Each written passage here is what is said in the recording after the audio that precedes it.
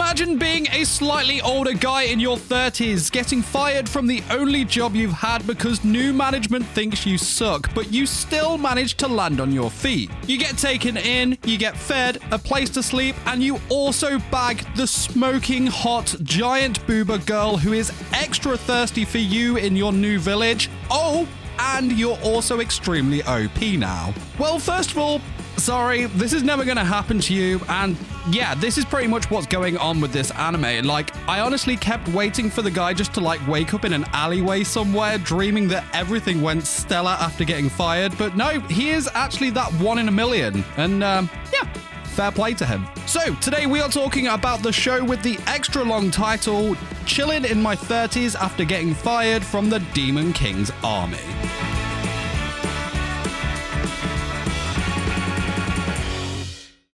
So, I won't lie to you here, the main and, well, who am I kidding? The only reason I checked this show out was for the sexy anime girl with the giant hooters. And yeah, what more do I need to say? I don't need to defend myself here.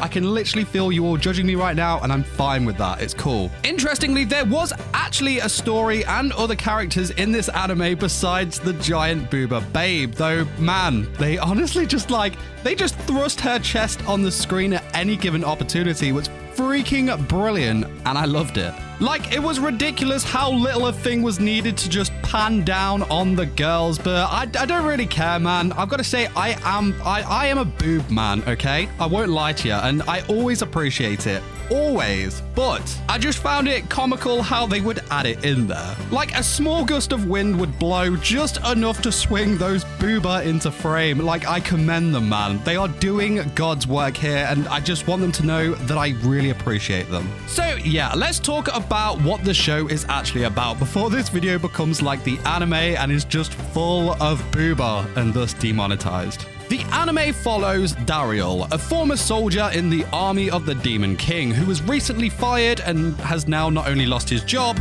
but everything. Dariel was actually assigned a unique mission to carry out by Lord Granbaza, one of the 4 demon generals, when he was enlisted in joining the army. However, this mission still did not prevent him from being cast aside. Dariel was actually informed that Granbaza had retired and that there is no position in the Demon King's army for someone who cannot utilize magic. As a result, the guy's fired. He departs and sets out into the world without a job or a place to live.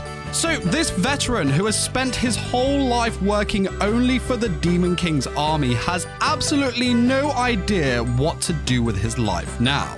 That is until he accidentally saves a young girl named Malika from a large ape-like beast. Getting a little excited here, but Malika is the big booba queen. Well, she isn't a queen, but you get what I'm going for here. Anyway, Dariel is led to Malika's village, where she informs her parents what had happened after being saved by this unknown hero. With her parents' approval, Dariel has now found a place to reside within Malika's village. And to top it all off, Malika's father wants Dariel to work as an adventurer who, joins the local guild, undertakes a range of tasks. This is something that can only be done by humans. So, in his efforts to complete several training exercises in preparation for becoming an adventurer, Dariel discovers some intriguing truths. And we also get a hint about his true origins early in the episode. That being, the only significant distinguishing feature between demons and humans is that demons can utilize magic. And of course, Dariel cannot, which prepares us viewers for one of the most foreseeably clear revelations ever. So spoilers, not spoilers, it's pretty obvious where this was going, to be fair. So Dariel is in fact a human, and while he cannot use magic, he, as a human adventurer, can use what is known as Aurora, and air quote normal humans have one of 4 areas they specialize in. I think it was like slash, stab, range, and block? Probably got that wrong, but as you would have guessed, his stats are maxed out for each. So yeah, he's super OP, and the story basically goes on from there.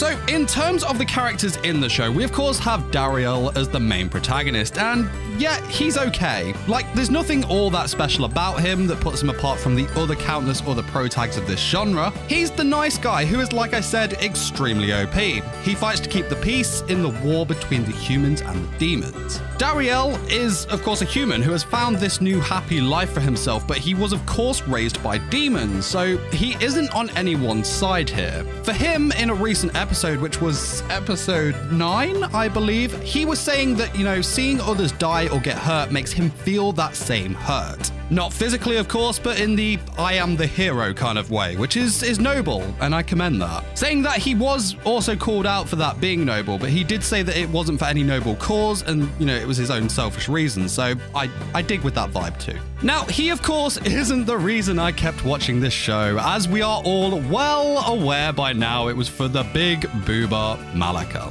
See, Malika was this girl that I thought was the selling point of the show because of her looks, but I grew to really enjoy her character. Like, her thirst for Dariel was a little over the top, and I feel like any average Joe could have saved her that day and she would have had those same feelings for them. And to quote Yami Yuki randomly for a second, it should have been me, not him.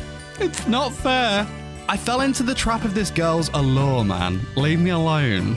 Leave me alone. Anyway, she did start to show some really cool best girl traits, and she had this really like OP charge and hug move herself that would constantly KO Dariel. And she also showed this dark side to her whenever someone threatened Dariel that I was really here for, but, you know, without spoilers, after episode 6, to me, it felt like she'd been shifted from the main female to almost a background character. And I just thought that the potential of her character was lost here. Plus, we didn't get to see as much of her booba anymore. However, there were more booba introduced to the story at this point, and I do have to say that the series surprised me in its offering of girls. There was the demon, one of the demon lord, well, both the demon lord chicks actually were very, very nice. Like, what were their names? They were nice, okay, they were nice. We also had a couple of other badass characters introduced later on too, which filled in some of the small little twists. While big twists for the story, but a criticism of this show is that it was very easy to predict what was coming next. Another character that was introduced follows the same suit as me in this video in the form of a baby that loves the booba himself. Yes, like he even threw himself into a battle between a demon and a hero because their booba looked appealing to him at the time. It was crazy, and I was just so proud of this damn kid here. There were also these rad Jawa looking creatures in the beginning of the show called, and I shit you not, they were called knockers. Yes, awesome name and a nod to this anime's plot aside. I really liked these critters and I wanted to see much more of them. They were a crazy bunch, man. So, should you watch Chillin in My 30's? Well, nothing in Chillin in My 30's is new. Everything's been seen previously in some form or another. Dariel is a typical anime protagonist with the exception that he is a little older, which I know is an appeal to those anime fans who are also in their 30's. Otherwise, every character feels like a rehash of those we have seen before at various points throughout the genre. I honestly personally felt like Malika could have been the exception, and my god, do I sound so thirsty for this girl, man. But honestly, I honestly thought they were going to go somewhere cool with her, but maybe they still will. I don't know.